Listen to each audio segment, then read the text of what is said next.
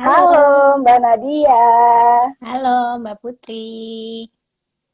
Iya, gimana kabarnya Mbak? Sehat? Alhamdulillah sehat. Oke. Nah, kita lanjut untuk invite Mas Gilang dulu ya Mbak ya? Oke, siap. Oke.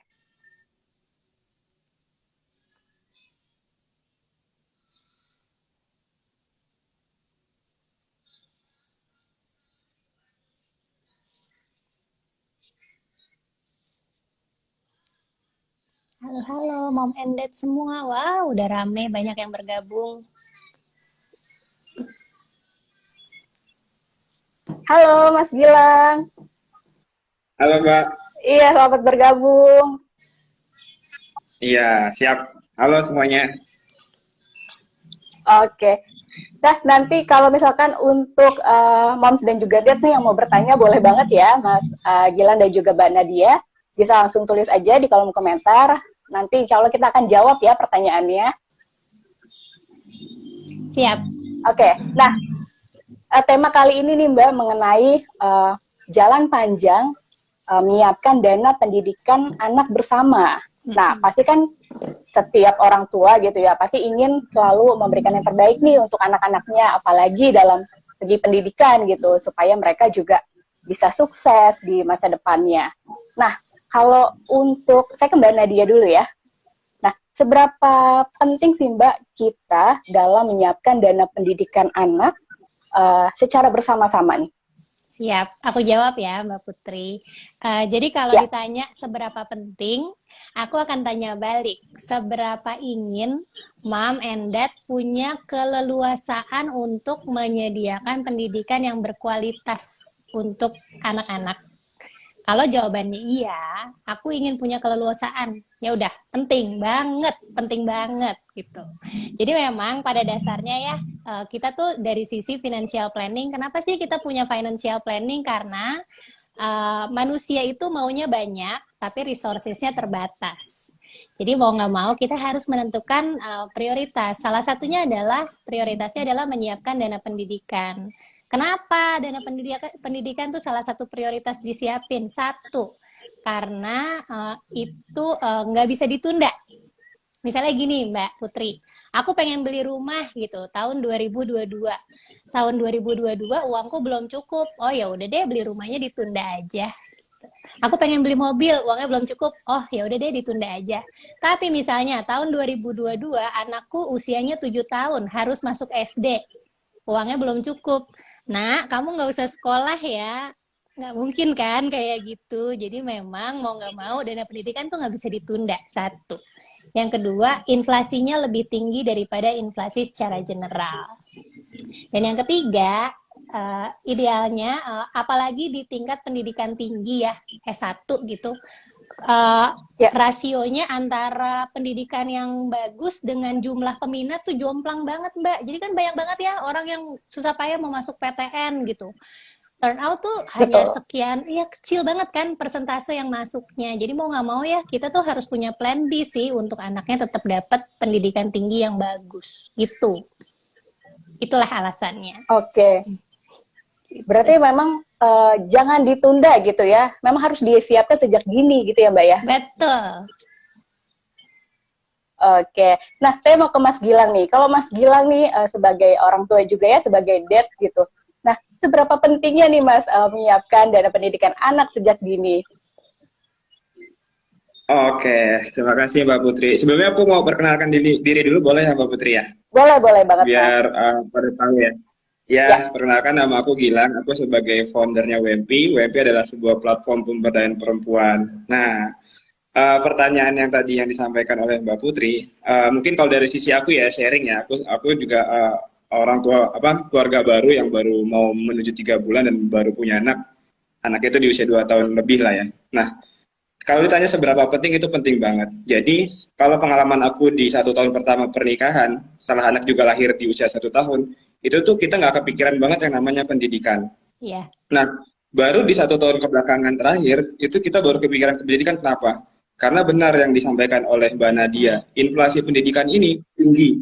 Artinya kalau misalkan usia anak aku sekarang 2 tahun ya, 2 tahun, terus nanti katakanlah SD 4 tahun lagi di usia 6 tahun, otomatis biaya pendidikannya tidak lagi sama dengan yang sekarang. Betul. Dan itu yang emang jadi akhirnya kita mikir, oke, gimana caranya kita menyiapkan itu, karena itu benar nggak bisa ditunda. Nah mungkin itu based on experience-nya aku dan istri ya. Jadi akhirnya kita baru menyiapkan itu di 1 tahun terakhir karena sangat penting. Gitu. Oke. Nah, kalau Mas Gilang sendiri tadi ya menyiapkan di 1 tahun terakhir. Nah, pasti kan kita harus menyamakan persepsi juga nih Mbak ya, gitu ke ke istri gitu. Nah, ini gimana nih kalau dari Mas Gilang dulu ya, menyamakan persepsi ini seperti apa Mas? Oke, kalau aku sama istri emang basically musyawarah terus ya apa yang dilakukan sama keluarga kami. Yang pertama adalah kita membagikan prioritas dulu nih dari income yang didapat oleh kita mau prioritaskan lebih ke apa. Kita akan bagi menjadi 3 kalau di aku ya. Yang pertama adalah untuk kebutuhan sehari-hari, ya kan. Terus yang kedua di split untuk kebutuhan lainnya seperti yang penting juga adalah kesehatan, ya kan, selain pendidikan. Jadi ada kesehatan dan pendidikan. Yang ketiga adalah tabungan lainnya. Tabungan lainnya ini untuk beli hal-hal lainnya, untuk investasi dan yang lain-lainnya. Nah, untuk bicara sama istri, dan istrinya juga cukup harus paham ya, dijelasin gimana caranya, kenapa sih kita lebih prioritasin ini, kesini segala macam dengan data yang ada, dan akhirnya istri juga setuju. Karena apa? Karena based on data semuanya. Jadi kan apa ya? Jadi juga istri mudah mengerti dan aku juga mudah mengerti karena istri juga menyampaikan kayaknya ini kayaknya ini lebih penting dibanding yang ini. Jadi aku juga oke, kita akan nyiapkan ini. Seperti itu sih mungkin Mbak. Jadi dibagi sesuai dengan kebutuhannya aja dan porsi saat ini gitu. Oke. Nah, kalau menurut Mbak Nadia ini seperti apa nih Mbak kira-kira? Nah, untuk menyamakan persepsi gitu ya supaya kita satu visi misi gitu. Menurut aku yang pertama harus paling enggak satu punya tujuan bersama itu. Jadi ya kadang-kadang kan ada nih suami istri mau nggak mau sebenarnya karena suami istri itu adalah udah satu entitas gitu. Jadi harta itu harta bersama, utang bersama gitu. Termasuk tanggung jawab bersama. Jadi mau nggak mau yang pertama kali mesti dilakukan untuk menyamakan persepsi tuh mau nggak mau tuh kita harus satu punya tujuan bersama gitu. Misalnya gini, kita sama-sama pengen nyekolahin anak kita di sekolah A. Dengan punya tujuan di sekolah A itu kita harus nabung segini setiap bulan. Nah, jadi kan lebih jelas nih kesepakatan antara istri dan suami. Jadi jangan sampai ya istrinya kekeh nabung, suaminya oke, aku mau beli sepeda, oke, aku mau beli kamera gitu.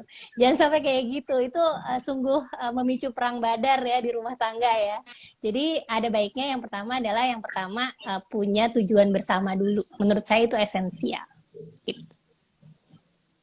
Oke.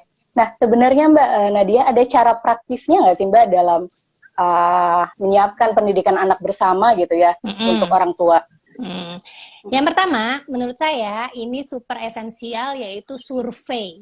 Orang tuh suka lupa Mbak, jadi suka gini, aku harus nyiapin dana pendidikan anakku, tapi nggak tahu startnya dari mana. Menurut saya yang paling penting adalah startnya survei.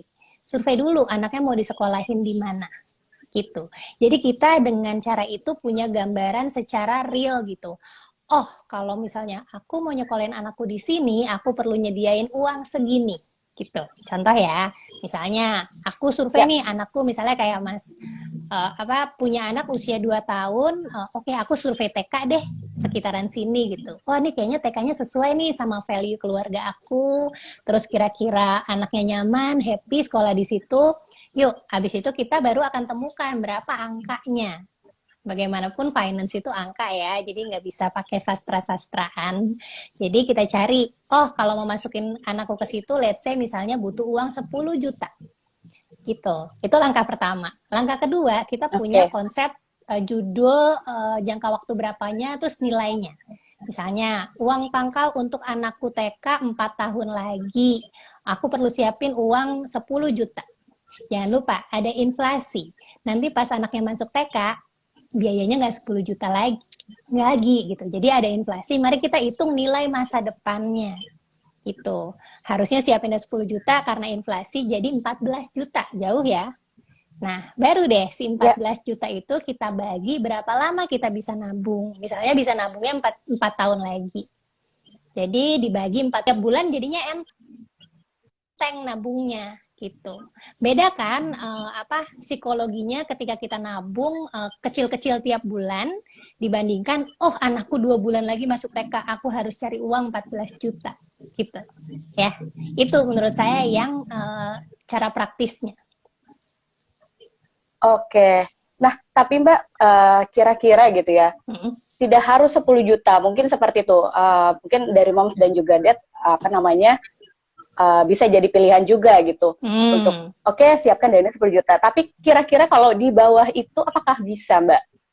Tergantung sekolah yang kamu mau masukin gitu ya. Makanya lagi-lagi saya menyarankan moms and dad untuk survei gitu. Cari sekolah yang sesuai value dan sesuai kemampuan gitu.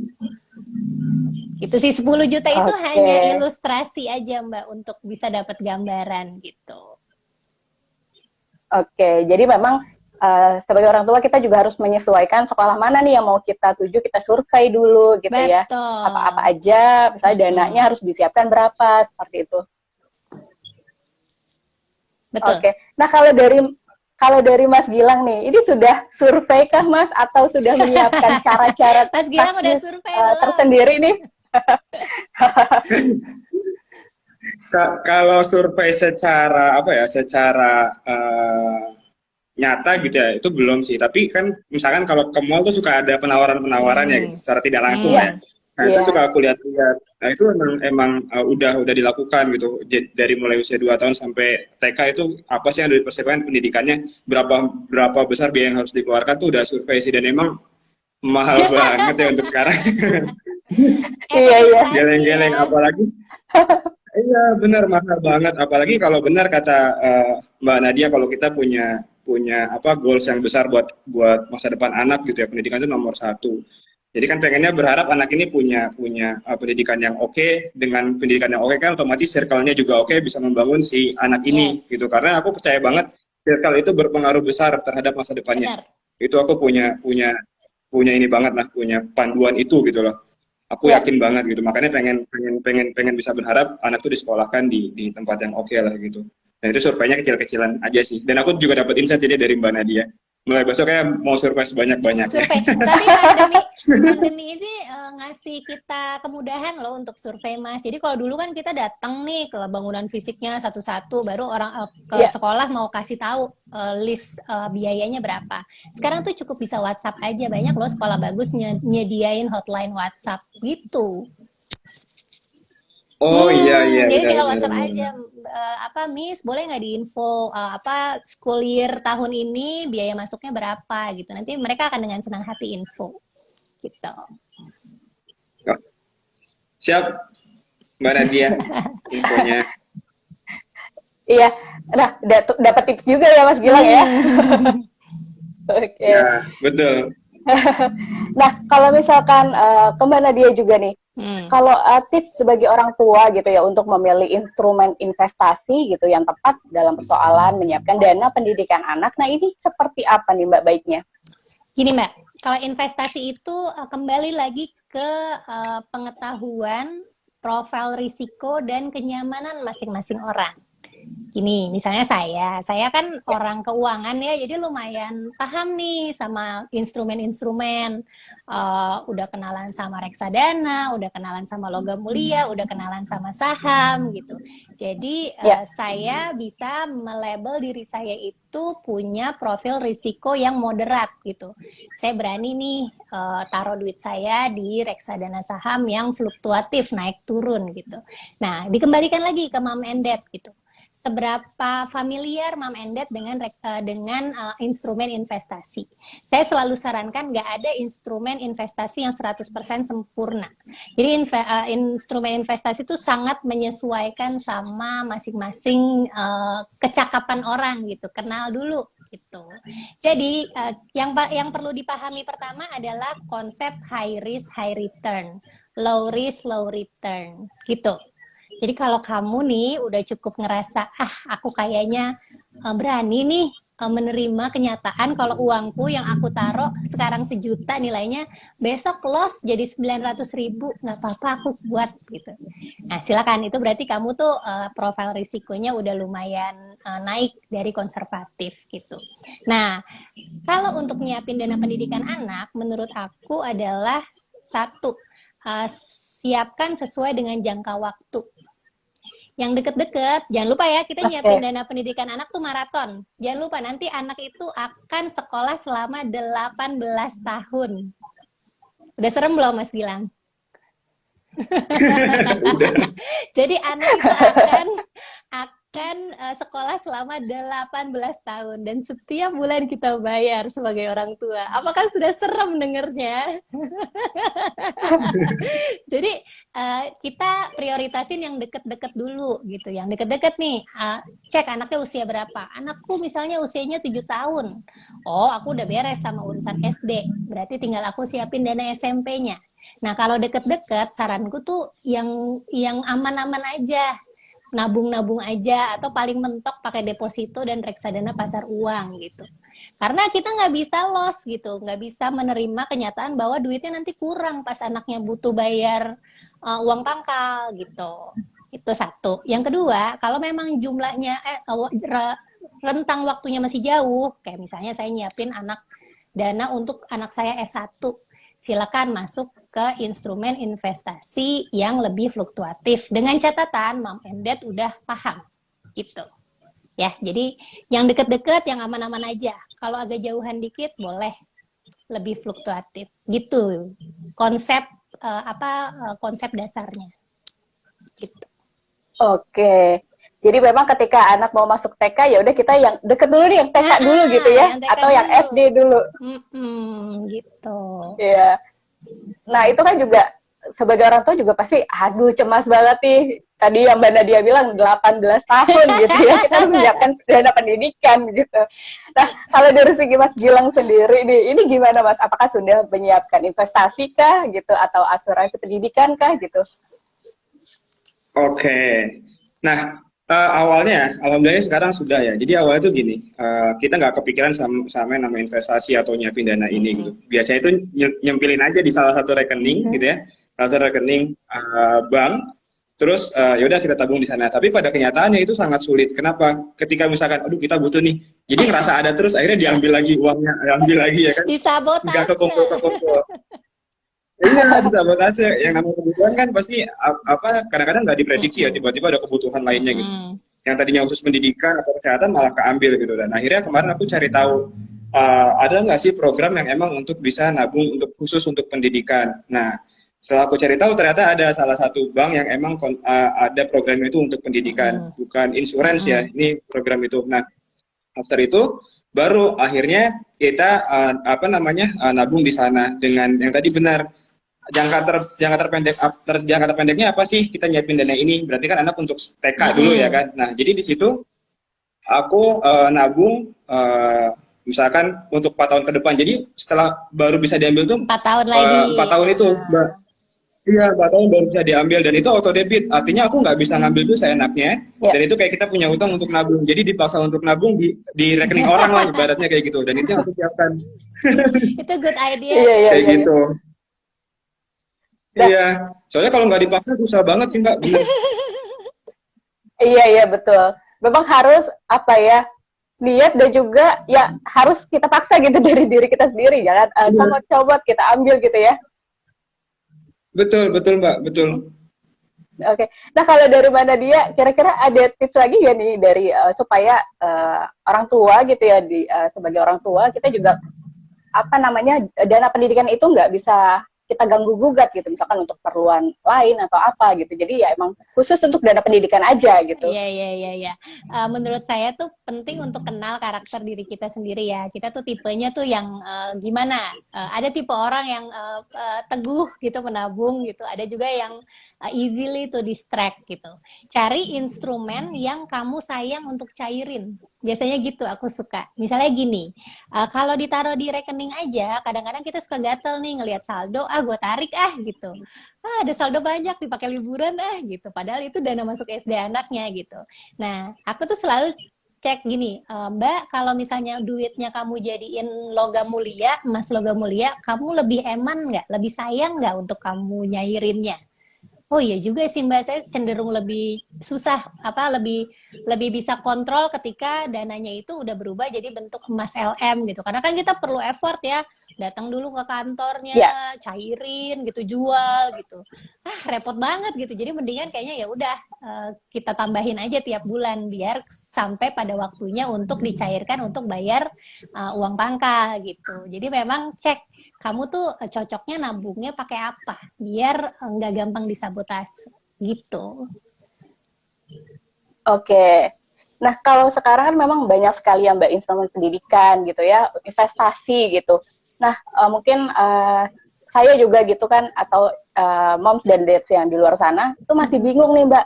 Aduh, cara memilihnya seperti apa ya? Yang tepat itu bagaimana ya? Gitu. Yang tepat itu adalah yang paling membuat satu kamu nyaman, yang kedua bisa nabung, bisa dijalanin gitu, bisa working. Terus yang ketiga adalah bisa bikin kamu tidur nyenyak, nggak kepikiran gitu.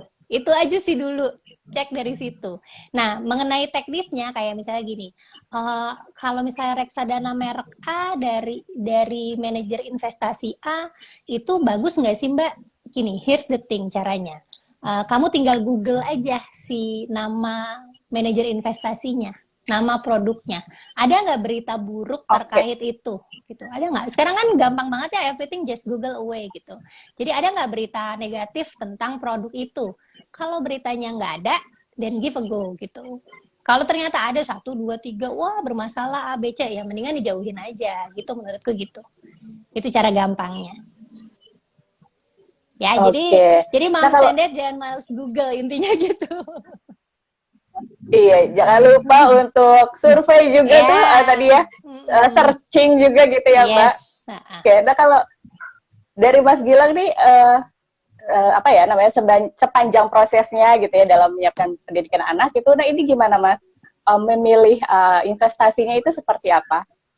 Ataukah ada caranya tersendiri nih dari Mas Gilang dan juga istri gitu? Oke, kalau aku sesuai dengan kapasitas sih, benar kata Mbak Nadia. Artinya sesuai dengan kenyamanan aku kayaknya lebih nyaman di investasi di sini. Hmm, Kalau nggak nyaman, aku nggak akan ambil gitu, mm-mm. dengan banyak pertimbangannya Yes. gitu. Terus juga dengan kesanggupannya keluarga aku, uh, biayanya berapa sih untuk setiap bulannya kita bisa investasikan. Nah itu kembali lagi dari itu sih kalau aku ya, kapasitas dari kitanya. Yes. Idealnya ya Mbak, kalau aku boleh Oke, menambahkan, minimum ya, kemampuan kita menabung kalau misalnya dalam rasio finansial yang sehat, paling enggak ya kita bisa nabung 10% dari income kita. Misalnya income Mas Gilang sama istri digabungin 10 juta, 10 juta, jadi 20 juta. Kayaknya minimal kamu dikatakan keuangannya sehat itu kalau bisa nabung 2 juta sebulan. Jadi Mom Sendet bisa pakai rasio itu dulu untuk kira-kira cari tahu aku tuh mampu nabungnya berapa sih tiap bulan gitu. oke. Nah, tapi Mm-mm. kalau misalkan gitu ya, dari itu suami dan istri yang bekerja. Ketika Mm-mm. misalkan hanya suaminya saja atau itu, ini seperti apa Mbak? Apakah ada perbedaannya? Sebenarnya dari sisi prinsip nggak ada perbedaannya. Tetap 10% Oh, dari income di keluarga itu gitu. Jadi kalau income-nya cuma datang dari suami, ya 10% dari income suami gitu. oke. Nah, saya mau ke Mas Gilang lagi nih, Mas Gilang. Kalau menurut Mas Gilang gitu ya, nah sekarang tuh apa namanya, para orang tua gitu gitu ya di luar sana, realitanya seperti saat ini apakah memang sudah mm, aware gitu, peduli dengan dana pendidikan anak sejak dini gitu. Mungkin ada pengalaman dari Mas Gilang seperti itu? Oh, oke. Kebetulan aku kan juga sering ngobrol ya sama bapak-bapak lainnya ya. Ya, Apa sih yang dilakukan oleh mereka gitu, Kak? Apakah sama atau aku juga bisa dapat info baru dari mereka gitu. Kalau circle-nya di aku, di bawah bapak, circle-nya aku adalah emang sejauh ini mereka sebenarnya sudah aware ya. Tapi mereka kebingungan, Mbak. Gua harus ngapain ya untuk menyiapkan dana pendidikan ini? Mereka pengen nyiapin, tapi mereka nggak tahu caranya. Yes. Dan itu yang jadi problemnya sebenarnya. Hmm. oke. Gitu. Nah, kalau dari sisi kami sebagai kepala keluarga, kami kan yang bertanggung jawab untuk nafkahnya. Nah, itu dikembalikan juga sama si istrinya kalau aku tahu dari itu ya, dari teman-temanku gitu ya. Kadang-kadang istrinya juga menyampaikan misalkan, iya kita harus nyiapin dana ini, dana ini, dana ini. Ya balik lagi kan ke kapasitas si suaminya juga ya kan. Kalau emang itu si suaminya yang hanya kerja gitu ya.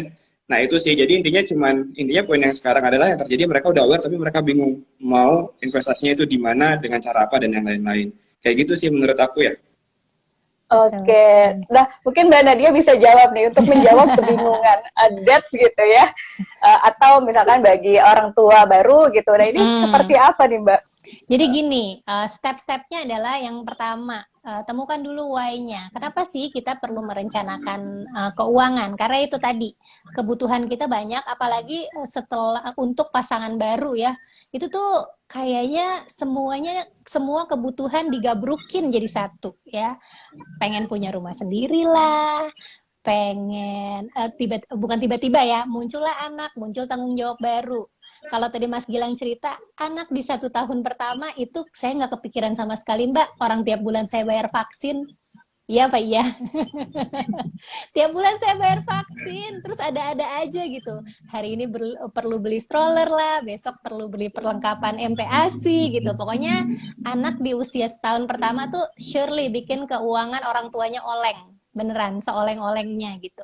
Jadi menurut saya adalah yang pertama adalah kita tuh set prioritas dulu. Untuk si bapak-bapak yang masih dalam kebingungan, set prioritas dulu. Mana yang mau diduluin gitu. Oke, saya duluin dana pendidikan. Kayak berikutnya kita cek sesuai timeline. Mana yang duluan datang gitu. Oh iya kebetulan mau nggak mau anakku bentar lagi TK. Jadi kejar dulu deh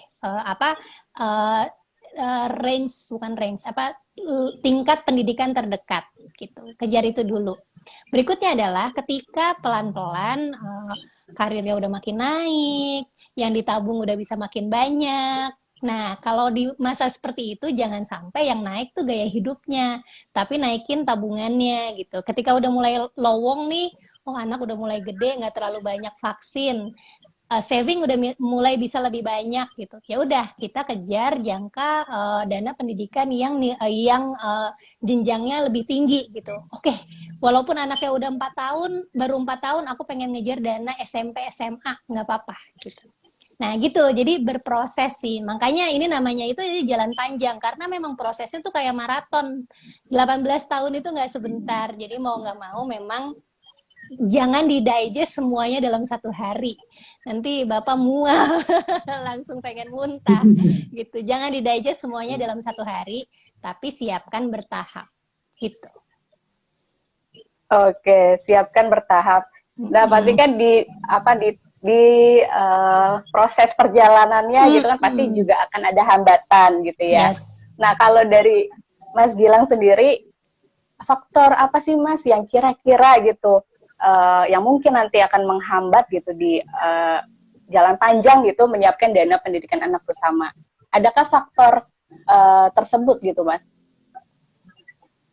Oke, kalau secara pribadi aku ya, yang sekarang dialamin adalah istriku lagi hamil lagi dan mau melahirkan. Oke. Wow. Udah 8 bulan. Jadi yang tadinya nggak, karena emang rencana kita tuh nggak sekarang ya, tapi Allah ngasih rezeki alhamdulillah. Justru itu yang kayak, wah ternyata fokusnya jadi kepecah dua nih, ya kan yang tadinya fokus di anak yang pertama, sekarang mau punya anak yang kedua, insya Allah harus mikirin lagi kan akhirnya dan membagi income yang ada gitu untuk anak pertama dan anak kedua. Itu yang case yang sekarang terjadi, fokusnya kebagi. Nah yang kedua adalah karena aku basically adalah bisnis itu kan nggak selalu di atas ya. Kadang-kadang ada fasenya lagi drop dan segala macam. Nah itu sih yang mungkin jadi hambatan, tapi insya Allah nggak terlalu besar lah insya Allah. Mudah-mudahan. Semangat Mas. Itu sih Mbak. Insya Allah semangat.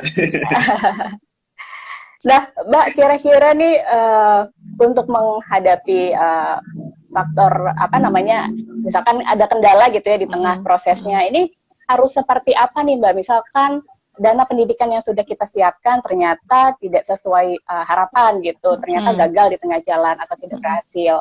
Nah, apakah ada pilihan lain kah Mbak untuk mengatasinya? Betul, namanya hidup ya, nggak ada yang 100% bisa kita kontrol gitu. Namanya planning, Ya, mungkin eksekusinya bisa berbeda gitu. Jadi ya nggak apa-apa, tidak usah terlalu dipikirkan menurut saya. Tapi kalau memang itu kejadian, ternyata gini, anaknya sudah waktunya masuk sekolah, ternyata dana pendidikannya belum terkumpul sesuai target sekolah yang dimau. Biasanya adalah pertama, kita tuh selalu bisa melakukan pencegahan hal itu terjadi. Misalnya adalah dengan kita melakukan review tiap tahun. Misalnya gini Mbak, misalnya kita akan menabung selama 4 tahun gitu. Idealnya tiap tahun tuh kita review, oh kira-kira udah sesuai belum ya progresnya? Itu satu, kita tuh mesti rutin melakukan review apakah udah sesuai sama target kita gitu. Nah, kalau ternyata itu udah kelewat, reviewnya. Yang kedua adalah biasanya saya selalu sarankan kalau ternyata kamu punya dana darurat, bisa tambal dengan dana darurat. Misalnya gini, masuk sekolah impian, uang masuknya 10 juta, dana yang kita kumpulkan baru ada 7 juta gitu. Kalau tetap kekeh kayak ngerasa aku pengen anakku masuk situ, anakku pun ngerasanya seraknya masuk sekolah di situ. Ya udah apa boleh buat, silakan tambal dengan dana darurat kalau kamu punya gitu. Yang kedua ya, adalah bisa kita kalau memang ternyata nggak nyampe targetnya adalah menurunkan standar biaya sekolah. Tenang aja di Indonesia tuh range biaya sekolah tuh luas ya, dari yang gratis nggak bayar uang pangkal sampai yang uang pangkalnya 150 juta itu ada gitu. Jadi silakan cek opsi-opsi lain yang matching dengan kemampuan kamu gitu. Jadi nggak usah maksa karena gini, kenapa saya nggak saranin untuk maksa ketika comes to dana pendidikan. Mungkin ketika kita bisa maksa bayar uang pangkal, oke, uang pangkal sekali. Tapi what about SPP gitu? Misalnya SPP anak SD yang kita incer tuh gede banget, bisa setengah gaji gitu. Saya nggak saranin karena bayar SPP-nya tuh 6 tahun. Kamu yakin 6 tahun apa namanya memotong setengah penghasilan kamu untuk SPP sekolah gitu. Itu satu. Yang kedua, biasanya saya nggak saranin adalah ketika sekolah itu biasanya mencerminkan tingkat sosial orang yang di dalamnya gitu. Saya akan tanya, kamu sanggup nggak ngikutin biaya sosialnya? Gitu. Anak tuh sekolah nanti akan ketemu teman-teman nih, teman-temannya kalau memang gitu, aku ingin punya pendidikan yang bagus untuk anakku, aku akan sekolahin dia di tempat yang mahal gitu, gak apa-apa gitu. Niat ya. kamu tulus dan budi kamu luhur sekali, tapi cek apakah kamu mampu keep up dengan biaya sosialnya. Jangan sampai anaknya jadi minder dan tertekan gitu, karena misalnya teman-temannya semuanya liburan ke Universal Studio Singapura, aku cuma ke Cibodas gitu kan, sedih gitu. Jadi ya maksudnya bukan hal yang, maksudnya kesannya sih akan agak sedikit julid ya, tapi menurut aku harus dipertimbangkan hal itu gitu, jangan sampai anaknya jadi minder dan tertekan gitu. Lebih Oke. gitu. Oke, terima kasih Mbak Nadia. Nah, ini sudah ada pertanyaan yang masuk, langsung kita bacakan saja ya, Mbak Nadia dan juga Mas Gilang. Siap. Nah, yang pertama itu ada Amelia Veronica dari Jakarta. Nah, dana pendidikan anak apakah bisa mengikuti inflasi secara pendidikan semakin naik terus biayanya? Dan apakah presentasinya sama kenaikan biaya pendidikan dan inflasi rupiah kita? Mungkin dari Mbak Nadia dulu, habis itu ke Mas Gilang. Seperti saya sampaikan di awal tadi, inflasi dana pendidikan lebih tinggi dari inflasi secara general. Inflasi kenaikan barang-barang secara general nih kayak bahan pokok itu paling banyak 3% setahun. Tapi inflasi pendidikan bisa 3 kali lipatnya. 8-10%. Itu tercermin kok, misalnya contohnya di sekolah anakku gitu. Memang kelihatan tiap tahun uang pangkalnya naik 10%, uang pangkal dan SPP-nya memang naik 10% gitu. Cara hackingnya adalah, cara biar kita bisa nyiapin dan melawan inflasinya adalah dengan investasi, Mbak. Cari instrumen investasi yang return-nya bisa mengalahkan si inflasi gitu. Jadi misalnya inflasinya 8%, cari instrumen investasi yang ngasih bagi hasil atau return atau bunga let's say 10%. Jadinya ketutup kan gitu. Ya, biar punya gambaran kira-kira seperti itu. Oke, mungkin dari Mas Gilang ada tipsnya nggak, Mas? Kayaknya udah dijawab semuanya pakai data sama Mbak Nadia. Cukup kayaknya sama kok Mbak. Oke. Nah, ini kita lanjut ke pertanyaan selanjutnya ya. Nah, ini ada dari Serelia_Tan. Kak, bagaimana cara mengatur pendanaan pendidikan untuk anak dengan gaji UMR? Bolehkah kita melakukan pendanaan pendidikan anak sedini mungkin, atau ada standar penyiapan rencana pendidikan anak sampai jenjang kuliah? Mungkin dari Mas Gilang dulu mau jawab, Mas? Mungkin ada sharing atau apa? Boleh, silakan. Oke. Sharing aja ya sedikit ya. Ya. Itu mungkin bisa dipakai tadi pakai rumus yang dari Mbak Nadia 10% gitu. Tapi sebenarnya angka 10% itu kan dikembalikan lagi kepada orang tuanya. Apakah mampu untuk spend budget ke investasi untuk pendidikan 10%? Apakah bisa dikurangkan lagi atau kalau baiknya bisa ditambahkan ya alhamdulillah itu kan dikembalikan. Kalau pakai rumus itu ya monggo silakan pakai gitu loh. Nah, ya salah satu caranya adalah benar kata Mbak Nadia adalah pakai faktor Y itu terbesarnya apa gitu. Jadi ketika udah tahu Y-nya mau nggak mau sih langsung kayak dipaksa gitu untuk bisa oke, gue harus nabung. Kayak gitu sih Mbak. Kalau dari aku ya dikembalikan lagi ke sisi orangnya gitu. Oke. Memang harus dikembalikan lagi ke diri kitanya sendiri gitu ya, mau yang seperti apa. Nah, gimana nih Mbak Nadia? Kalau menurut saya, teman terbaik dirimu sekarang adalah waktu. Kalau anaknya masih kecil, apalagi masih dalam kandungan gitu, atau baru menikah, menurut aku yaitu kamu sudah mulai di jalur yang tepat gitu. Jadi makin panjang nyiapinnya, biasanya makin ringan gitu. Kayak contoh kan tadi misalnya kalau 10 juta disiapin 4 tahun, beda kan dengan 10 juta disiapin selama let's say 6 tahun gitu. Jadi tiap bulan nabungnya bisa jauh lebih enteng. Itu satu. Waktu adalah teman terbaik kamu. Yang kedua adalah cek dan survei. Kira-kira yang kamu sereknya akan nyekolahin anak kamu di mana? Tetap survei gitu. Yang aku bilang tadi, range-nya tuh luas gitu, dari yang bisa sekolah gratis sampai ada bisa uang pangkal 100 juta gitu, ada gitu. Jadi cek kamu tuh sereknya di mana gitu. Kalau udah punya target secara jelas, let's say sesuaikan dengan kemampuan gitu. Ternyata nih, oh kalau karena berhubung masih UMR, aku bisa nabung misalnya maksimal 500.000 per bulan gitu. Lakukan aja dulu bertahap gitu. Mudah-mudahan kita tuh selalu berdoa seiring waktu orang tuh karirnya naik, income-nya juga naik gitu. Jadi mudah-mudahan nabungnya juga bisa nambah gitu. Jadi optimis aja dulu gitu. Ya. Kira-kira itu usulan dari aku.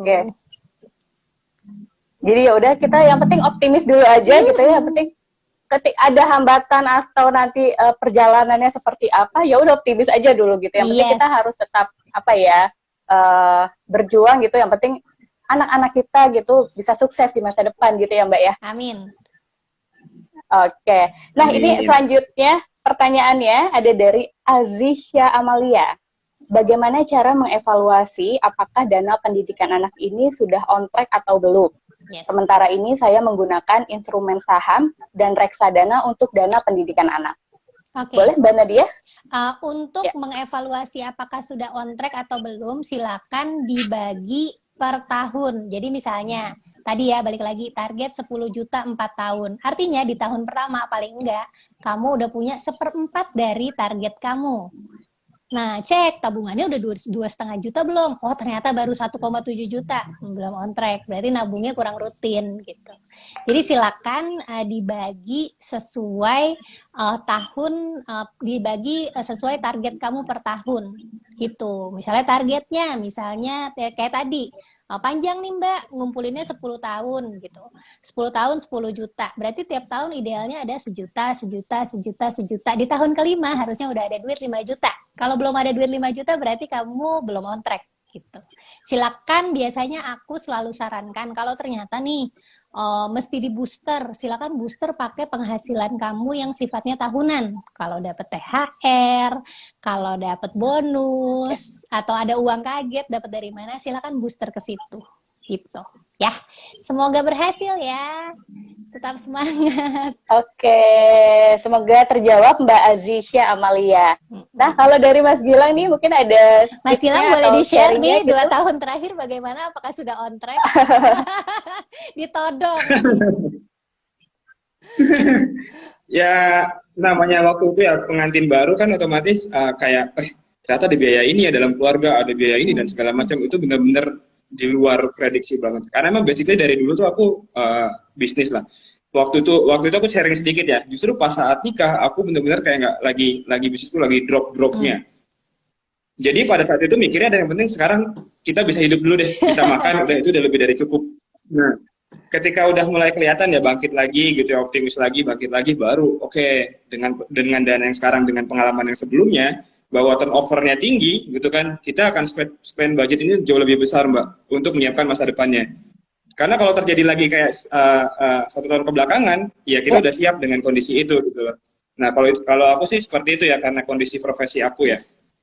Ya, balik lagi ya, memang mesti Gitu. menyesuaikan dengan kondisi masing-masing, karena struktur rezeki orang tuh beda-beda Mbak gitu. Ada yang datangnya dari bisnis, ada yang datangnya dari gaji gitu. Silakan disesuaikan. Oke. Nah, ini kita sudah dapat pertanyaan terbaik, Mbak, dan juga Mas Gilang.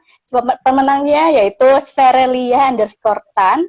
Nah, nanti bisa langsung DM ke Instagram kita untuk klaim hadiahnya. Nah, Mbak Serelia ini nanti akan mendapatkan kaserol 20 cm plus glass lid Velos by Pero Indonesia gitu. Jadi boleh langsung di DM aja ke Instagramnya kita.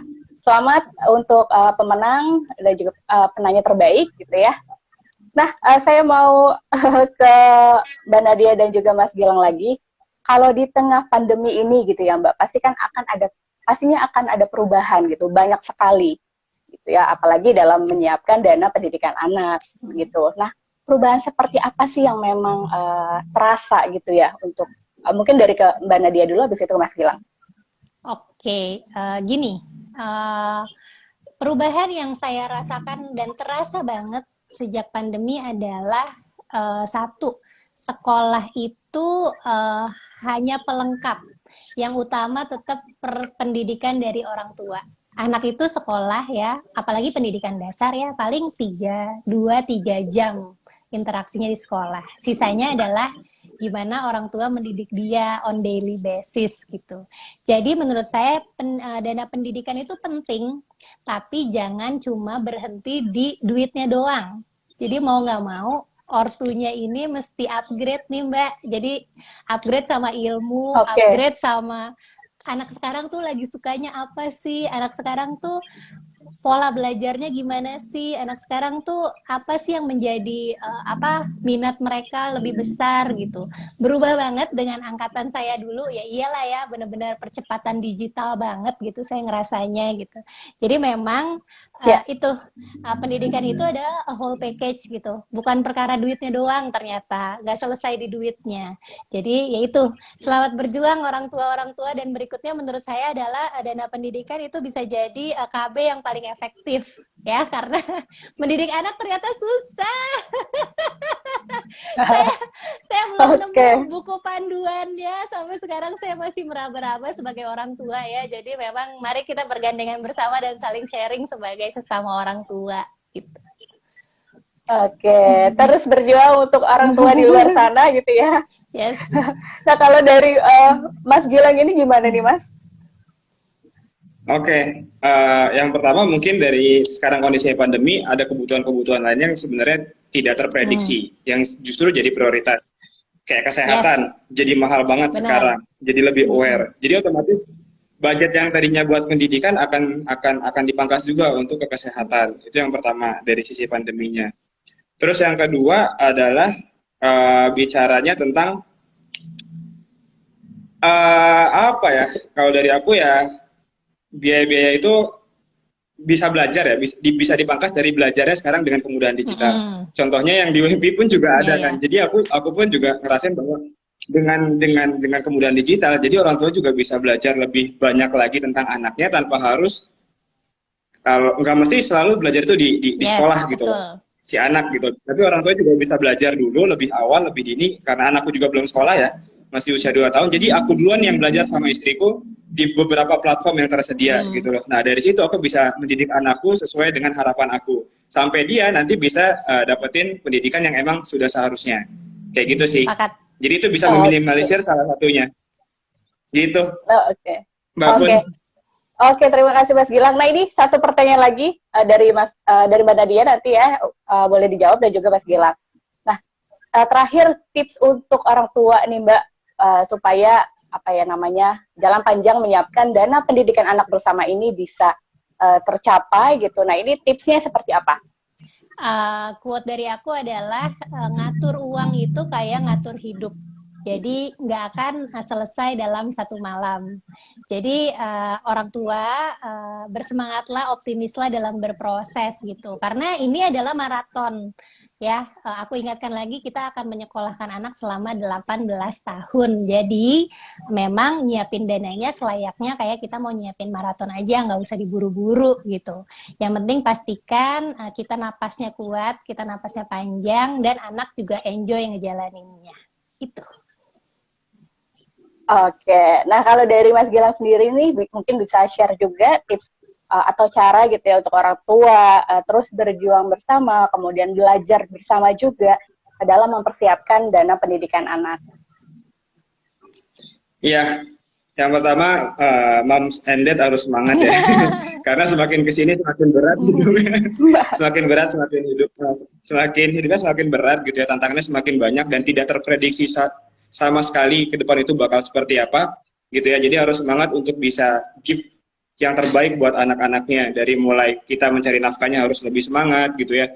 Terus apa namanya, juga mendidiknya dari sisi orang tuanya juga harus banyak belajar, kayak gitu sih kalau dari aku.